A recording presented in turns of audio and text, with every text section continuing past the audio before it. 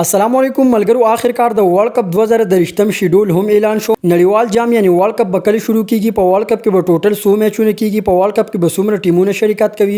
د پاکستان او افغانستان او د انډیا او پاکستان د میچونو ځایونه بدل شو او کنه. ملګرو په ورلد کپ کې به ټوټل 48 لوبي کیږي چې پکې به 10 ټیمونه شرکت کوي.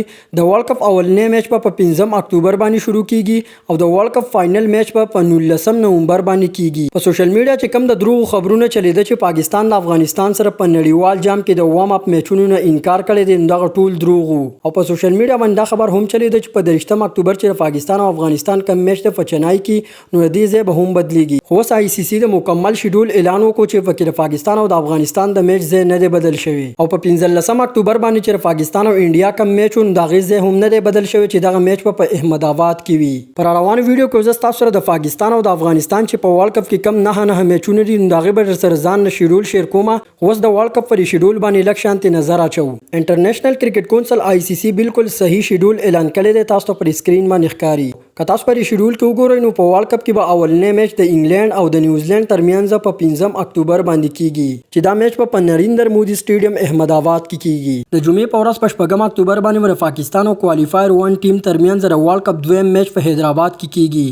په 1 اکتوبر باندې به د ورلد کپ درې میچ د بنگلاديش او افغانستان ترمنځ کیږي. اکتوبر باندې به د ورلد کپ څلورم میچ د کوالیفایر 2 او د ساوث افریقا ترمنځ کیږي. په 8 اکتوبر باندې به د ورلد کپ پنځم میچ د استرالیا او د انډیا ترمنځ کیږي. د ورلد کپ شپږم میچ په 9 اکتوبر باندې د نیوزیلند او کوالیفایر ترمنځ کیږي. په 10 اکتوبر به د انګلند او بنگلاديش ترمنځ لوبه کیږي. په 11 اکتوبر به د انډیا او افغانستان ترمنځ میچ کیږي چې دا میچ په دهلی کې وي. ورلد کپ کې په 12 اکتوبر باندې د پاکستان او کوالیفایر 2 ترمنځ میچ کیږي. په 14 اکتوبر به د ساوث افریقا او استرالیا ترمنځ میچ کیږي. په نړیوال جام کې په 14 اکتوبر باندې د انګلند او افغانستان ترمنځ میچ کیږي چې دا میچ په دهلی کرکټ سټیډیم کې کیږي.